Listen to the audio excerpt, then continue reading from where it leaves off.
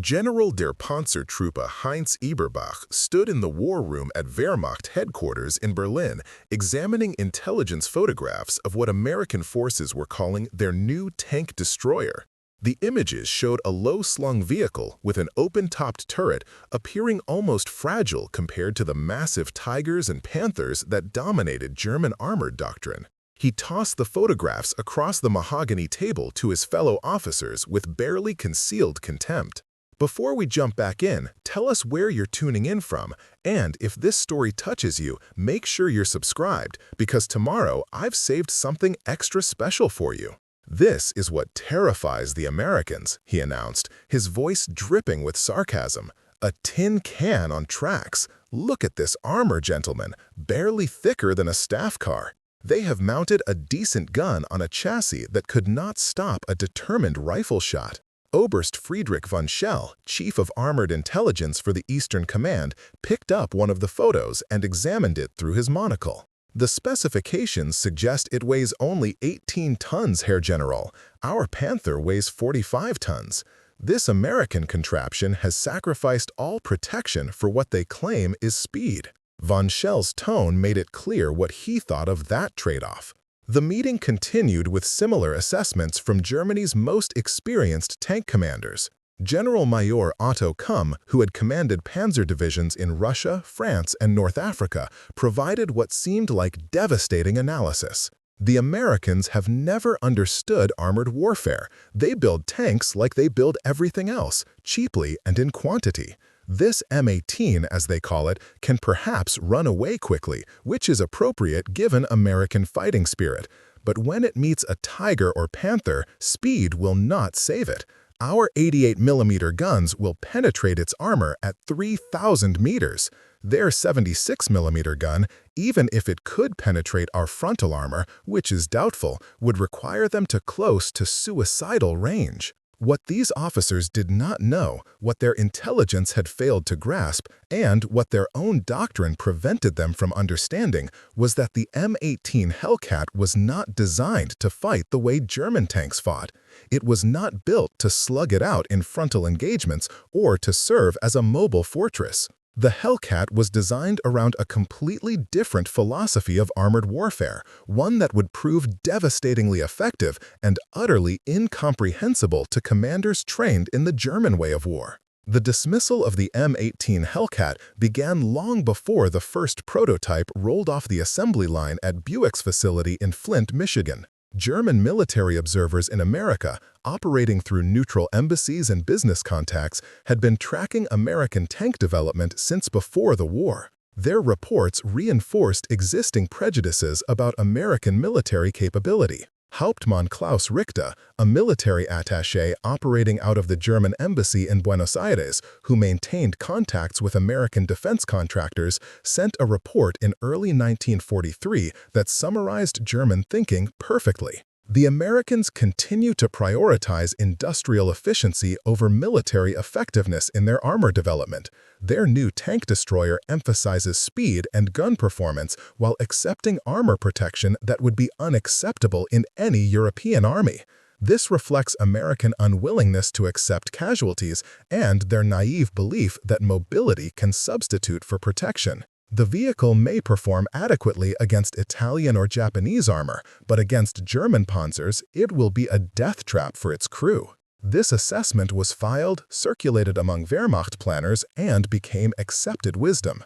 When subsequent reports began arriving about the M18's performance characteristics, they were filtered through this lens of predetermined conclusion. An agent's report noting that the Hellcat could reach 55 miles per hour on roads was annotated by von Schell with the comment, "Excellent for retreating." Another report mentioning the vehicle's sophisticated torsion bar suspension was dismissed as irrelevant, American over-engineering of a fundamentally flawed concept.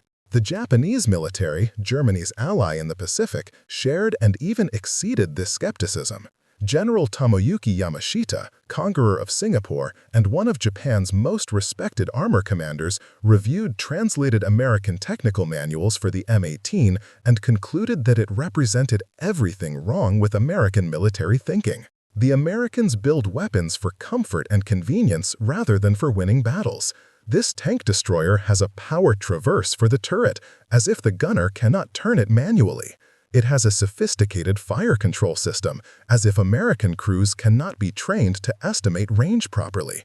And it has this obsession with speed, as if racing around the battlefield is a substitute for standing and fighting.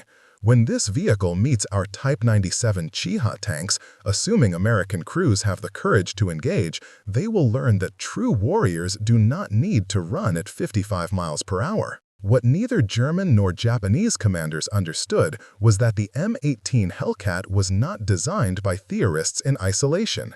It was the product of hard-won lessons from North Africa, where American tank units had been savaged by superior German armor in their first encounters. American designers had studied these battles and reached a radically different conclusion than their Axis counterparts expected.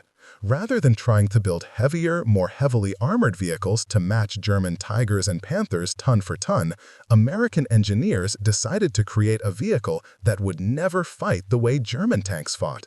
Major General Jacob Davers, who oversaw much of the American armored force development, had articulated the philosophy in a memo that German intelligence never intercepted.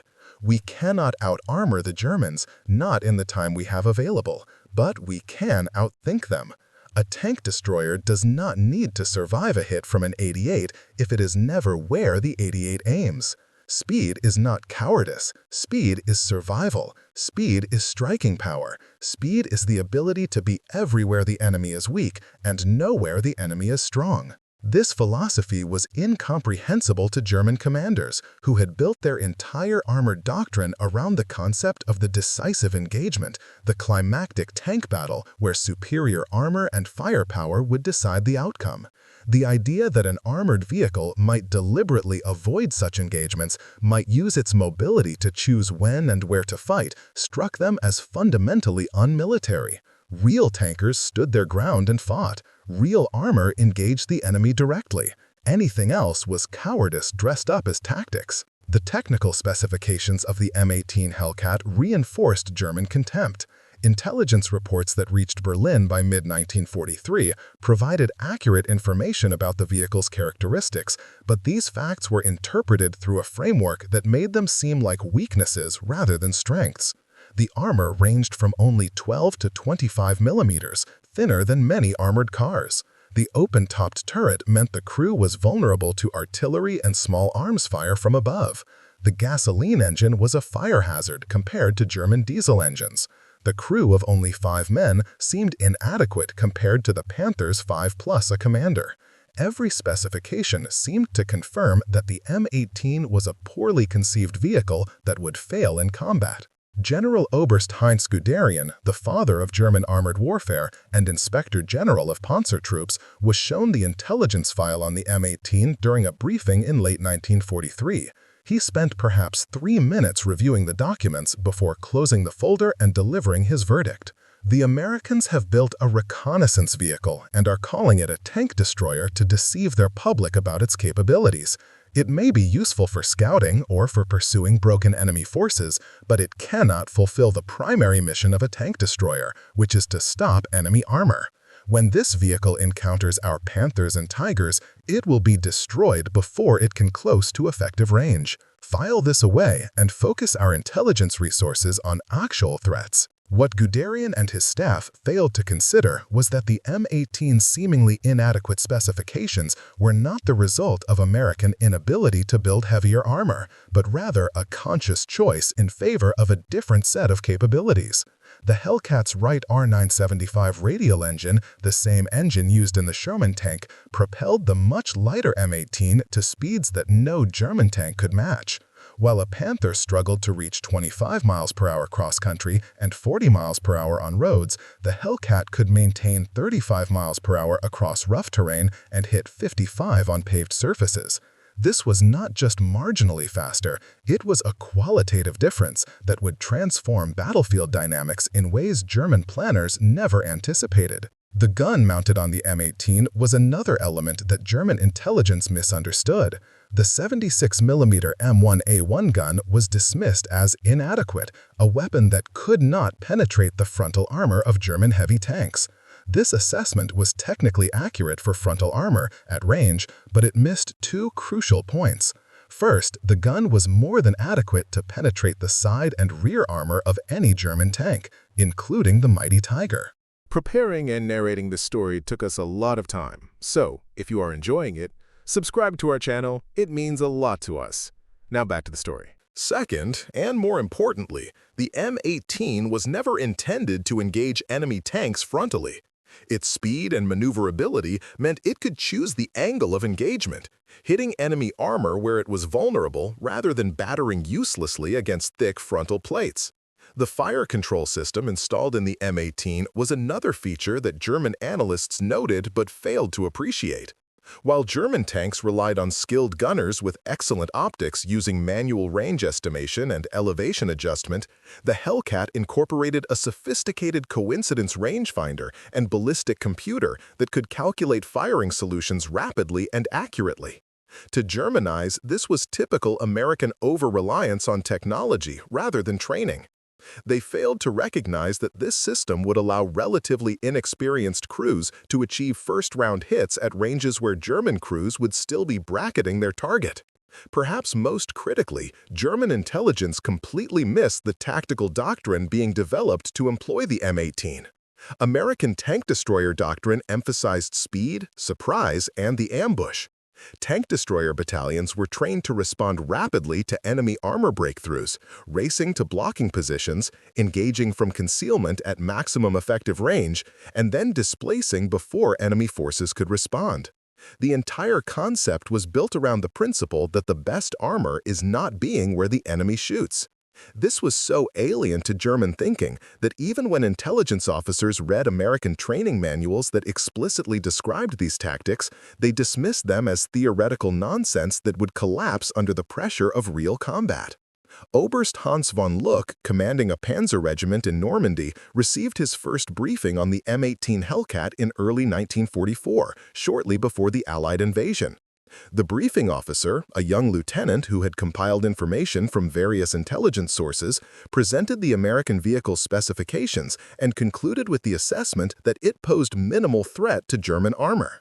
Von Luck, a veteran of campaigns in Poland, France, Russia, and North Africa, listened carefully and then asked a question that his superiors should have been asking.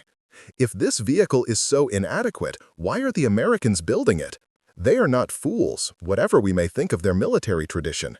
If they are producing this tank destroyer in quantity, they must have a doctrine for employing it. What is that doctrine? The lieutenant had no answer.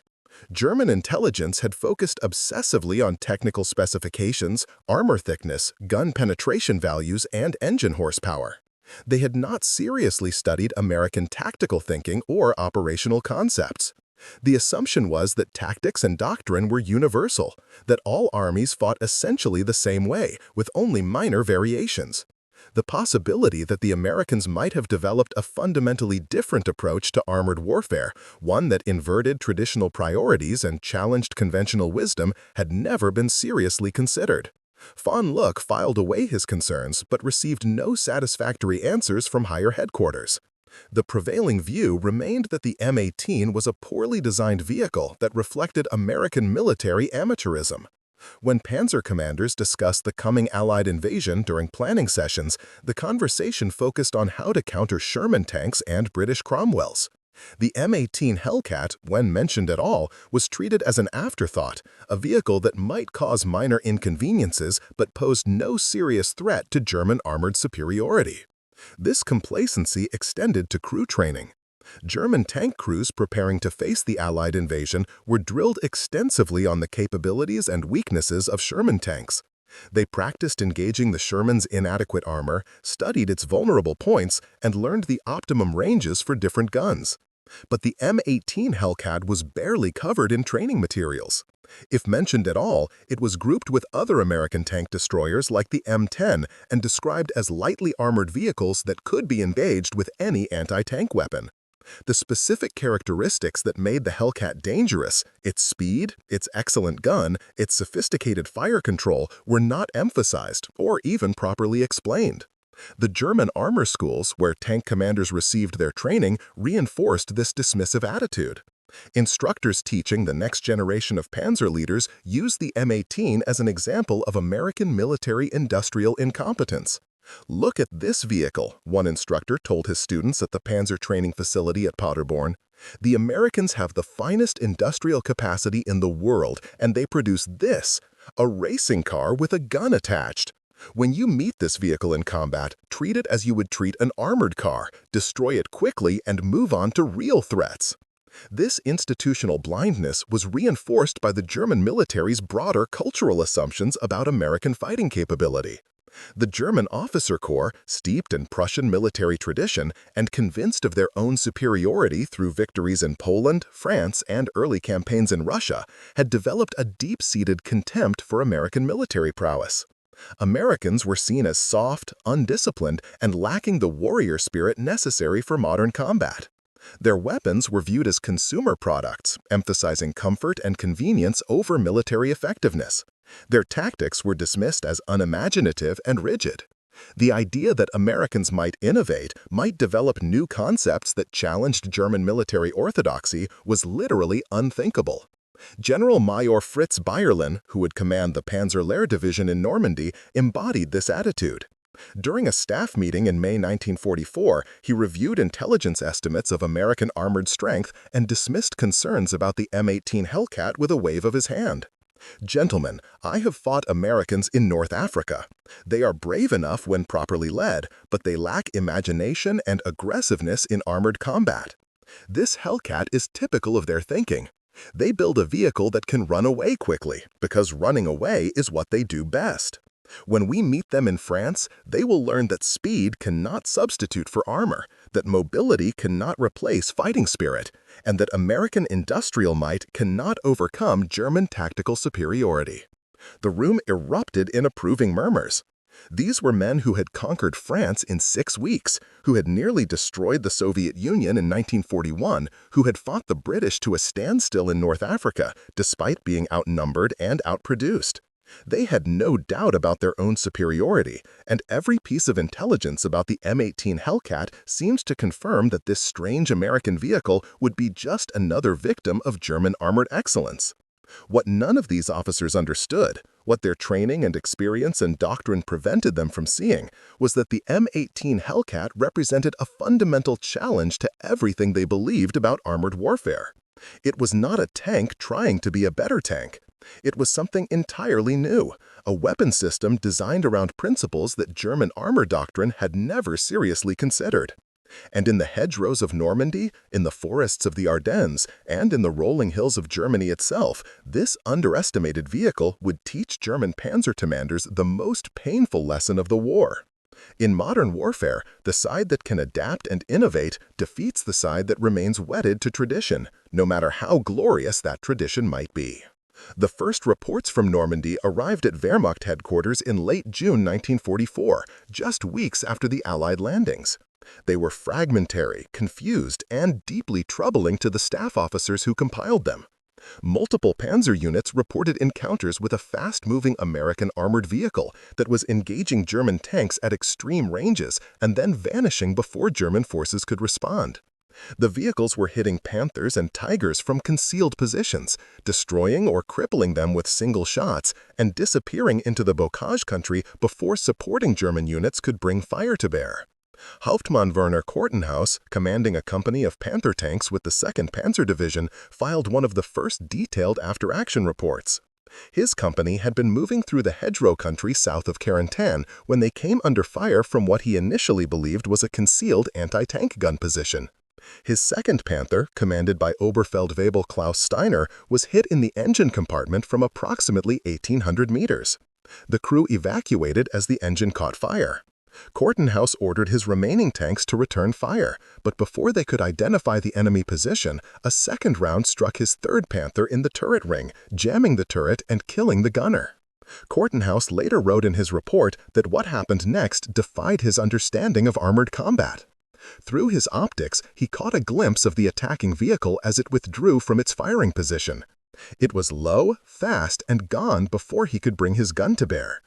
His remaining Panthers advanced toward where the enemy had been, expecting to find a destroyed position or at least evidence of the attackers.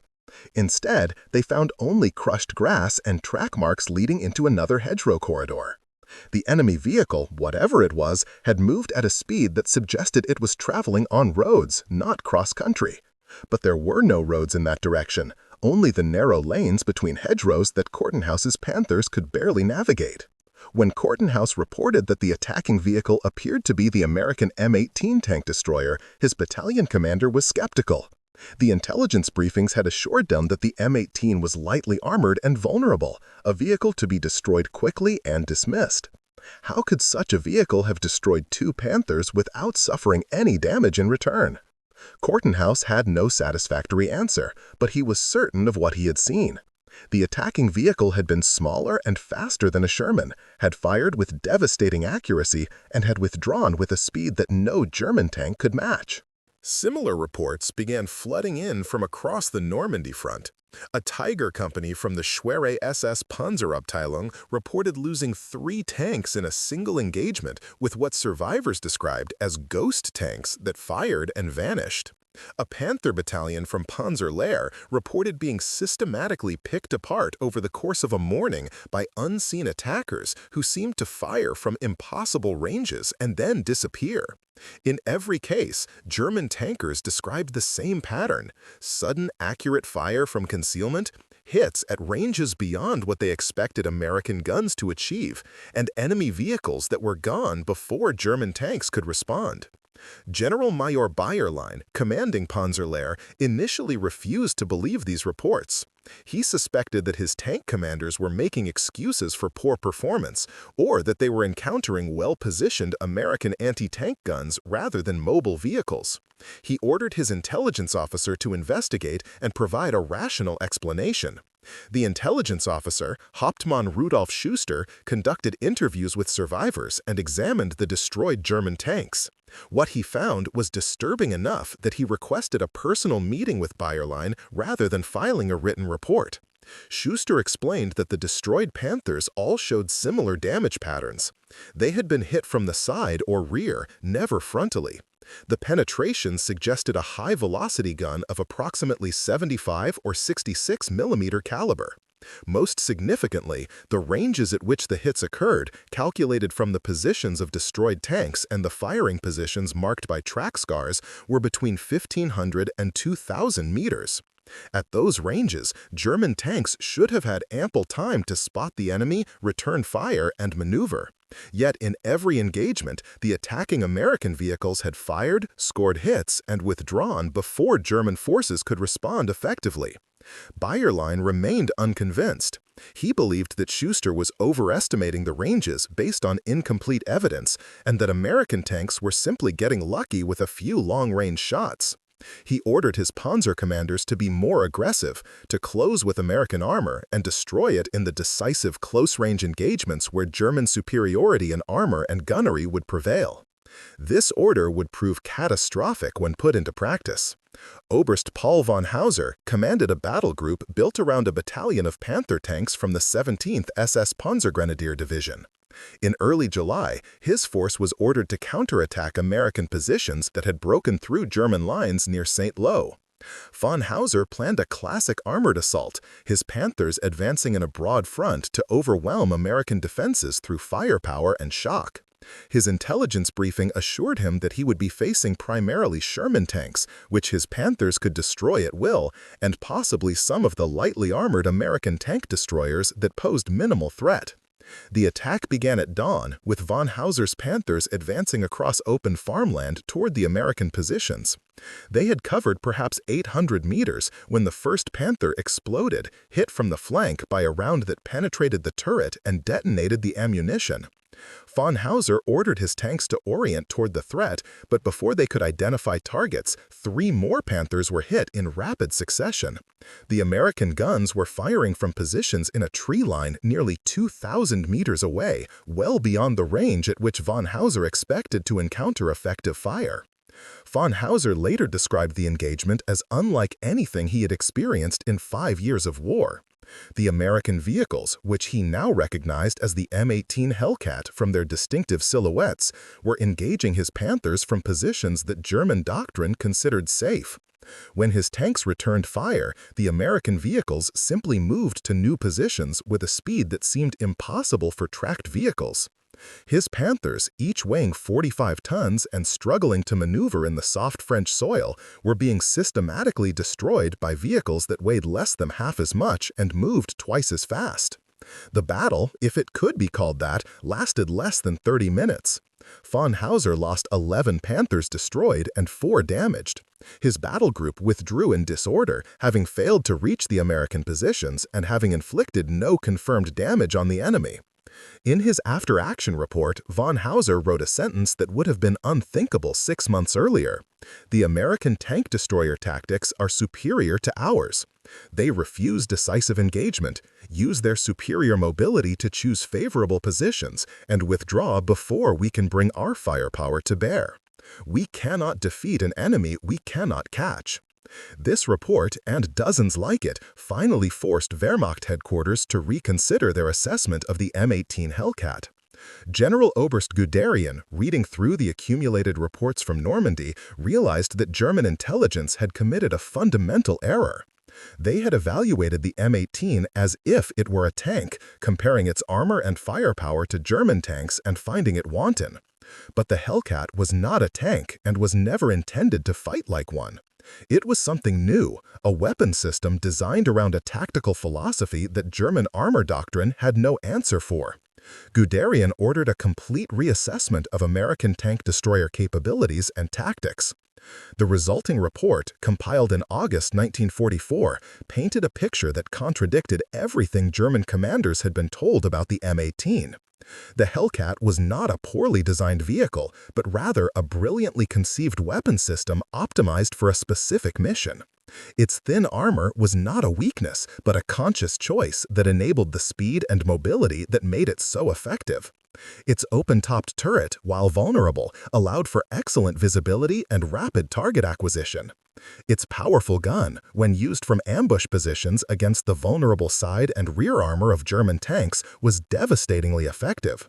Most importantly, the report identified the tactical doctrine that made the M18 so dangerous. American tank destroyer battalions operated independently, responding rapidly to enemy armor threats. They used their speed to reach blocking positions before German tanks could exploit breakthroughs. They engaged from concealed positions at maximum effective range, often hitting German tanks before German crews even knew they were under attack. And they withdrew rapidly after engaging, refusing the close-range slugging matches where German armor advantages would have been decisive. The entire system was designed around the principle of shoot and scoot, and it was proving remarkably effective. General Major Erich Brandenberger, commanding the 7th Army in Normandy, read the new assessment with growing alarm. He realized that German Panzer tactics, developed through years of successful warfare, were perfectly designed to lose against the M18 Hellcat. German doctrine emphasized decisive engagement, closing with the enemy and destroying him through superior armor and firepower. But the Hellcat refused to engage decisively. It hit and ran, using its speed to survive and its gun to kill. Against this tactic, German advantages in armor thickness and frontal firepower were largely irrelevant. Brandenberger attempted to develop countermeasures. He ordered Panzer commanders to avoid predictable routes where Hellcats might establish ambush positions. He emphasized the importance of recognition and flank security. He instructed tank commanders to use infantry and artillery support to suppress suspected Hellcat positions before advancing. But these tactical adjustments could not overcome the fundamental problem. The M18 could move faster than German tanks, could engage at longer ranges with better fire control, and could choose when and where to fight. The Germans were playing a game where the Americans made the rules. The psychological impact on German tank crews was severe. Men who had served in Panthers and Tigers with confidence, knowing their vehicles were superior to anything the enemy fielded, now advanced hesitantly, scanning the terrain for the telltale silhouette of a Hellcat. Every tree line, every building, every fold in the ground might conceal an American tank destroyer waiting to fire from 2,000 meters. And if it fired, the crew's chances of survival were slim. The M18's gun, though smaller than the German 88, was more than adequate to penetrate Panther side armor, and its sophisticated fire control meant first-round hits were common. Unteroffizier Heinrich Ball, a Panther gunner with the 9th Panzer Division, kept a diary that captured the changing mood among German tank crews. In June, he had written confidently about German armor superiority and his eagerness to engage American tanks. By August, his entries had taken on a different tone. "We do not hunt the Americans anymore. They hunt us. We advance knowing that somewhere ahead a Hellcat is waiting. We will not see it until it fires. And when it fires at 1,800 meters, we have perhaps 5 seconds to react before the second round hits. 5 seconds is not enough. Nothing is enough against an enemy you cannot see and cannot catch." The arrival of experienced M18 crews in the European theater accelerated German losses. Early encounters with the Hellcat had involved newly trained American crews who were still learning their vehicles and tactics. But by late summer 1944, battle-tested tank destroyer battalions from Italy and experienced crews from stateside training programs were joining the fight. These crews could execute the shoot-and-scoot tactic with devastating efficiency. They knew how to read terrain, how to position their vehicles for maximum advantage, and how to estimate range and wind for long-distance shots. Against these professional tank hunters, German armor suffered catastrophic losses. The 704th Tank Destroyer Battalion, equipped with M18 Hellcats, exemplified the capabilities of experienced American units. In September 1944, during operations in eastern France, the battalion engaged elements of the 11th Panzer Division in a running battle that lasted 3 days. The American tank destroyers used their speed to stay ahead of German forces, establishing hasty ambush positions, engaging German tanks at long range, and withdrawing before German artillery could respond. The battalion claimed 37 German tanks and assault guns destroyed, while losing only 4 M18s, 2 to mechanical failures rather than enemy action. German after-action reports from this engagement revealed the frustration of panzer commanders. They described the Americans as fighting like partisans rather than soldiers, refusing to stand and fight, hitting from unexpected directions and then vanishing. One battalion commander wrote bitterly that the Americans have turned armored warfare into assassination. They do not fight, they murder. We cannot counter tactics that violate every principle of honorable combat. This complaint revealed more about German doctrinal rigidity than about American tactics. The Americans were winning by refusing to fight on German terms, and German commanders could not adapt. The intelligence reports that finally reached Berlin in autumn 1944 included information that shocked Wehrmacht planners. The M18 Hellcat was not a rare or specialized vehicle, but was being produced in substantial numbers. Over 2,000 would eventually be built, equipping multiple tank destroyer battalions across all American armies. The vehicle's mechanical reliability was excellent, with availability rates exceeding 90% compared to the 60 to 70% typical for German armor. And most disturbing of all, American crews loved the vehicle. Morale reports indicated that M18 crews had the highest satisfaction ratings of any American armored vehicle unit. They trusted their Hellcats and were confident in their ability to defeat German armor. This last piece of information was particularly troubling to German commanders. Panzer crew morale was declining as losses mounted and the superiority they had once enjoyed evaporated. Meanwhile, American tank destroyer crews were becoming increasingly confident and aggressive. The psychological balance had shifted. German tankers now feared American tank destroyers more than American tank destroyer crews feared German tanks. Oberst Hans von Luck, the officer who had questioned the initial dismissive assessment of the M18, encountered Hellcats personally during the fighting in Alsace in November 1944. His regiment was attempting to establish a defensive line when his forward units reported American tank destroyers operating behind German lines. Von Luck moved forward to assess the situation and witnessed a Hellcat engaging his supply column from nearly 2,000 meters. The American vehicle fired 3 rounds, destroyed 2 supply trucks and a half-track, and then disappeared down a forest road before von Luck's tanks could even orient toward it. Von Luck later wrote in his memoir that watching the Hellcat operate was like watching a predator hunt prey. The vehicle moved with purpose and confidence, engaged with precision, and withdrew with speed that left his forces helpless. He realized that every assumption German intelligence had made about the M18 was wrong.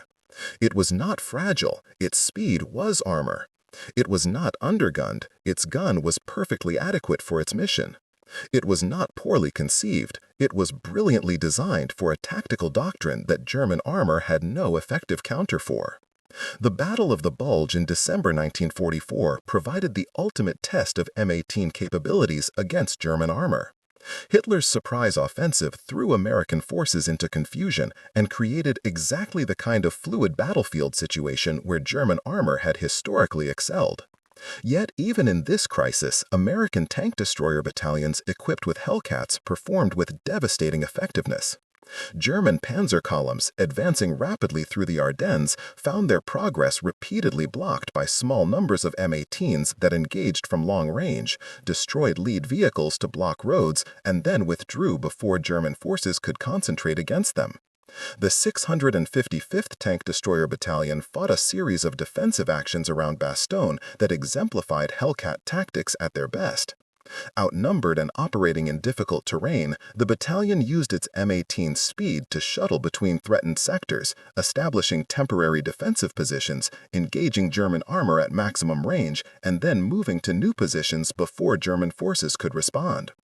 Over 5 days of fighting, the battalion was credited with destroying 53 German tanks and assault guns while losing 11 M18s. The exchange ratio was crushing for German forces, who could not replace their losses. General Major Otto Remmer, commanding the Führer Escort Brigade during the Bulge offensive, encountered M18s repeatedly and developed grudging respect for the vehicle and its crews. In his post-war interrogation, he admitted that the American tank destroyer tactics were more effective than anything we had anticipated. They turned our strength against us. Our heavy tanks were powerful but slow. Their light tank destroyers were fast enough to avoid our strength and strike our weaknesses. By the time we realized what was happening, we had lost too many tanks to continue the offensive effectively. German technical teams that examined captured or destroyed M18s found their assumptions about American engineering completely overturned. The vehicle was not crudely built, but rather ingeniously designed. Every component was optimized for its purpose. The right radial engine, which German intelligence had dismissed as a fire hazard, proved to be remarkably reliable and easy to maintain. The torsion bar suspension, which seemed over-engineered, provided excellent cross-country performance and allowed the vehicle to maintain high speeds over rough terrain. The fire control system, which German commanders had considered unnecessary complexity, enabled first-round hits at ranges where German tanks were still acquiring targets. Most impressive was the overall design integration. The M18 was not a collection of components thrown together, but a carefully balanced system where every element contributed to the vehicle's mission. The low profile reduced visibility and provided a smaller target. The open-top turret, while vulnerable, reduced weight and improved crew situational awareness. The powerful engine and light weight combined to create unprecedented mobility. The sophisticated transmission allowed rapid acceleration and high top speeds. Everything about the vehicle made sense once German engineers understood its purpose. Waffenamt engineers studying the Hellcat wrote a report that represented a complete reversal of earlier assessments. The American M18 represents a coherent design philosophy fundamentally different from our own. We have prioritized protection and firepower, accepting reduced mobility. The Americans have prioritized mobility and adequate firepower, accepting reduced protection. On paper, our approach appears superior. In practice, their approach is proving more effective. A slow, invulnerable tank that cannot reach the battlefield is less useful than a fast, vulnerable tank destroyer that can strike and withdraw before being hit. The Americans have understood something we missed. In modern warfare, not being hit is more valuable than surviving being hit. This realization came too late to influence German tank design or doctrine. By early 1945, German industry was collapsing under Allied bombing. Fuel shortages were immobilizing German armor regardless of its capabilities, and the numerical superiority of Allied forces was overwhelming. But the lesson was clear. The German generals who had mocked the M18 Hellcat as a tin can on tracks had fundamentally misunderstood modern armored warfare. The vehicle they dismissed had helped defeat the Panzer force that had conquered Europe. Up next, you've got two more standout stories right on your screen. If this one hit the mark, you won't want to pass these up. Just click and check them out.